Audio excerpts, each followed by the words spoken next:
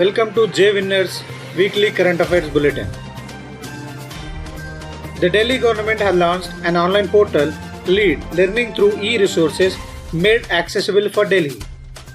LEAD will make textbooks, study material and course content as per the syllabus of CBSE, NCERT and Delhi government's curriculum accessible to students. Hero Cycles has cancelled trade deals worth 900 crore rupees with China. The company is now looking for opportunities in other countries and planning to set up a plant of Hero Cycles in Germany. The Appointments Committee of the Cabinet approved the appointment of Injeti Srinivas as Chairman of the International Financial Service Centres Authority. Dr. Bishnu Prasad Nanda has taken over as Director General Railway Health Services Railway Board.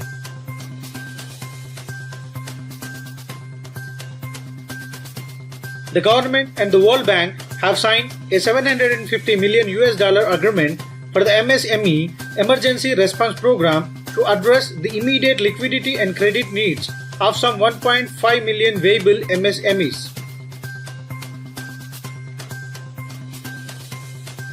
Himachal Pradesh has become the first state in the country where 100% households have LPG connections. The state government had launched Himachal Grihini Suvidha Yojana to cover the left-out families in the state who were not covered under the centre's scheme. India and Afghanistan have signed 5 agreements for developing educational infrastructure in 4 Afghan provinces. The project to be taken up under the 5 MOUs include the construction of classrooms, a higher education building and a road within the campus of Al-Biruni University. The founding CEO of Startup Village, Sijo Kurvilla George, has been selected as a member of Central Government's Expert Committee on Science and Technology Policy. The Trump administration has formally notified the United Nations of its decisions to withdraw the US from the World Health Organization.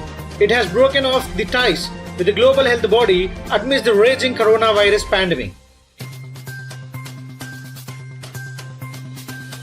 Maldives and Sri Lanka have become the first 2 countries in the Southeast Asia region to eliminate both measles and rubella ahead of the 2023 target. Maldives reported its last endemic case of measles in 2009. A MOU was signed between the Central Board of Direct Taxes and SEBI for data exchanging between the 2 organizations. It will facilitate the sharing of data and information between SEBI and CBDT on an automatic and regular basis.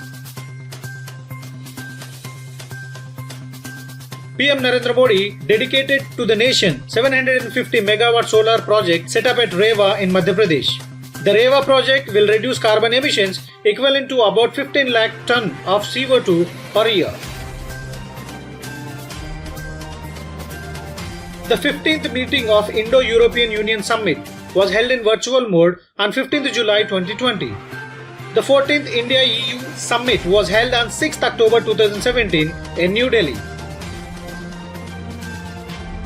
The government has appointed Corporate Affairs Secretary Rajesh Verma as the chairman of the Investor Education and Protection Fund Authority. The post of the chairman of the IEPFA is headed by whoever is the current MCA secretary. A Himalayan butterfly named Golden Birdwing is India's largest. This record was earlier held by an unknown specimen for 88 years. Kezang D. Tangdo, a filmmaker, has bagged the prestigious Dada Saheb Phalke Award 2020 for his short documentary Chi Lupo, which artfully sketches the custom of honey hunting practice in the Shattukpen community. Presently, Tangdok is working on his new project titled as Kika Sabha, an unexplored festival of Shattukpen tribe. World Population Day is celebrated on July 11 with the theme How to Safeguard the Health and Rights of Women and Girls Now Amid the Pandemic, to spread and raise awareness of the rising global population issues. The day was invented by the Governing Council of the United Nations Development Programme in 1989. Operation Samudra Setu, which was launched on 5th May 2020, has culminated after successfully bringing 3,992 Indian citizens back to their homeland by sea. The US Navy has welcomed its first black female actual aircraft pilot. Schwegel's milestone comes more than 45 years after Rosemary Marine in 1974 became the first woman to fly a tactical fighter jet.